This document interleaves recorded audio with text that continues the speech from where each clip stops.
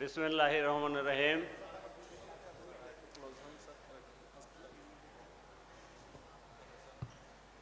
সম্মানিত রাওয়া চেয়ারম্যান,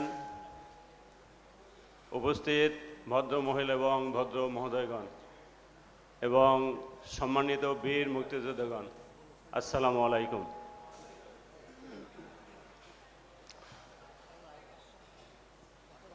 আমি বীর মুক্তিযোদ্ধা কমান্ডার এম এ রশিদ।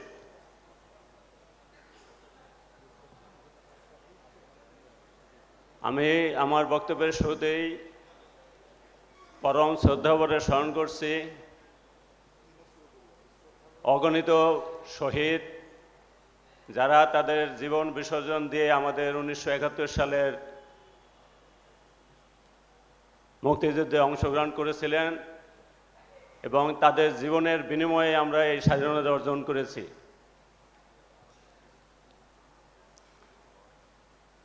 আমাদের এখানে সেই সময় অনেক মা বোন তারা পাকিস্তানি হানাদার বাহিনী দ্বারা নির্যাতিত হয়েছেন। আমি তাদের সকলের আত্মার মাগফিরাত কামনা করছি। আজকের এই অনুষ্ঠানে আমি মুক্তিযুদ্ধ নিয়ে আমার নিজের অভিজ্ঞতা সম্পর্কে কিছু কথা বলবো। 1971 সালের 16ই ডিসেম্বর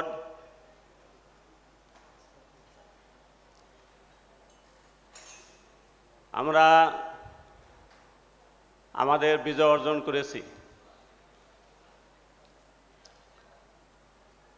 দীর্ঘ 9 মাস সশস্ত্র মুক্তিযুদ্ধের মাধ্যমে আমরা আমাদের স্বাধীনতা লাভ করেছি।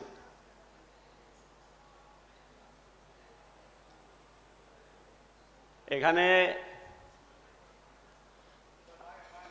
আমাদের এই 16ই ডিসেম্বর আমাদের বাঙালি জাতির ইতিহাসে অবিস্মরণীয় একটি দিন। আমি এই 16ই ডিসেম্বর নিয়ে নিজে খুবই গর্ববোধ করি। আমি একজন বীর মুক্তিযোদ্ধা হিসাবে 1971 সালে স্বাধীনতা যুদ্ধে অংশগ্রহণ করতে পেরে আমি নিজেকে খুবই গৌরবান্বিত এবং ভাগ্যবান মনে করছি। এই কারণে যে যদি কোনো কারণে আমাদের সেই স্বাধীনতার সংগ্রাম ব্যর্থ হতো তাহলে আমরা সকলেই পাকিস্তান সরকারের হিট লিস্টে পরিণত হতাম এবং কারোই বেঁচে থাকার কথা থাকতো না। সুধীমণ্ডলী, আমি আমার এই মুক্তিযুদ্ধের স্মৃতিচারণ বা স্মৃতি রোমন্থন বিষয়ে আমি 3টা ভাগে ভাগ করব। প্রথমত আমি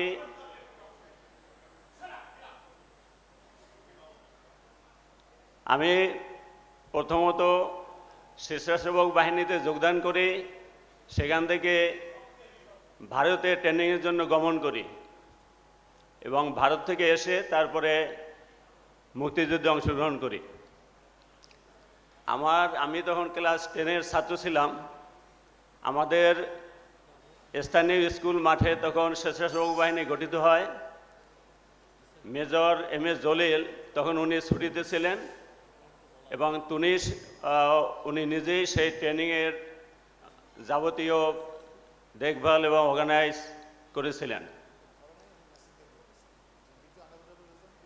সেখানে আমরা প্রথমে বাঁশের লাঠি দিয়ে ট্রেনিং শুরু করি, পরে থানা থেকে রাইফেল এবং অ্যামিউনিশন নিয়ে তারপরে পূর্ণাঙ্গ ট্রেনিং আমরা গ্রহণ করি।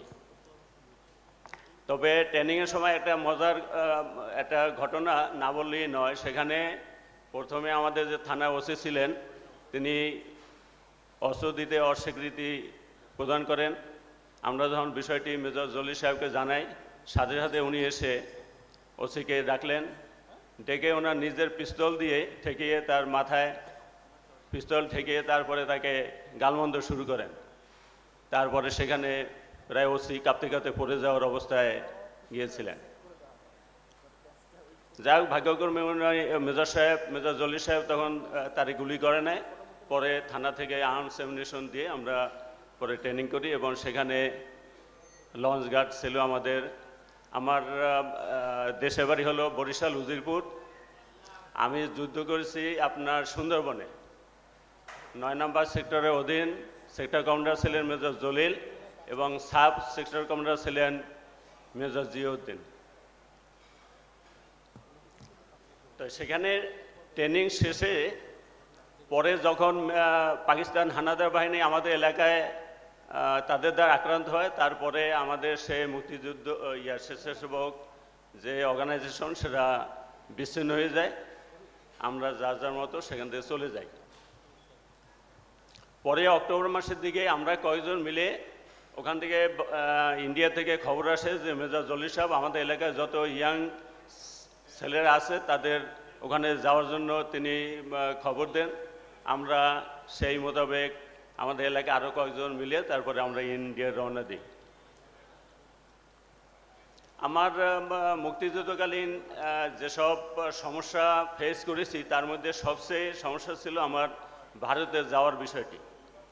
আমি যখন ভারতে রওনা দেওয়ার পরে যখন যশোর পৌঁছাই, সেখানে রাজাকার বাহিনী আমাদেরকে আক্রমণ করে এবং আক্রমণ করার ফলে আমি আমার দল থেকে বিচ্ছিন্ন হয়ে যাই। আমরা প্রায় 50-60 জন একসাথে ছিলাম। বিচ্ছিন্ন হয়ে তারপরে আমার হাতে কোনো টাকা ছিল না, টাকা আরেকজনের ব্যাগের মধ্যে ছিল, যার ফলে আমি কোনো টাকা কাপড় চোপড় আমার কিছুই ছিল না। একটা পরনের লুঙ্গি ছিল আর একটা গেঞ্জি ছিল, এই নিয়ে আমি ভারতে একা একা যাই। যার ওখানে গিয়ে তারপরে ট্রেনিং শুরু হয়। আমি বেসিক্যালি ওখানে ফার্স্ট এডের উপর ট্রেনিং গ্রহণ করি এবং তারপরে স্মল আর্মসের উপরে। ওখানে ট্রেনিং শেষে আমি অন্যদের সাথে নৌকার মাধ্যমে নৌকাযোগে আমি সুন্দরবনে আসি। সেখানে মেজর জিয়াউদ্দিন ছিলেন সাব সেক্টর কমান্ডার। তারপর ওখানে 2-3টা অপারেশন করি। অপারেশন করার পরে এরপরে সুন্দরবনের ভিতরে আরও ক্যাম্প ছিল, সেখানে পাঠিয়ে দেওয়া হয়। তো সুন্দরবনের ভিতরে যখন গিয়েছিলাম, তো সেখানে স্পিড বোট ছিল, আরও নৌকা বোট ছিল। সেই বোটে আমরা পেট্রোল ডিউটি পালন করি এবং ওখানে আর কোনো সমস্যা ছিল না। সমস্যা ছিল শুধু ওখানে বাঘ, তারপরে এই যে লবণ পানি খাওয়া, এই সমস্যাটাই বেশি বিরাজ করছে। ধন্যবাদ স্যার। তো এরপরে আমি যখন বাড়িতে আসি, বাড়িতে আসার পরে তারপরে সবাই জানে যে আমি আর জীবিত নেই। তারপর তো সবাই দেখে আশ্চর্য হয়ে গেছে। তারপরে মা অন্যের কাছে দুধ সংগ্রহ করে তারপর দুধ দিয়ে মসজিদের সামনে নিয়ে গোসল করে তারপরে এইভাবে আমাকে ঘরে তুলে নেয়। ধন্যবাদ। মোটামুটি এই ছিল আমার। সংক্ষিপ্ত করার জন্য অনুরোধ জানাচ্ছি sir. Thank you very much. আসসালামু আলাইকুম।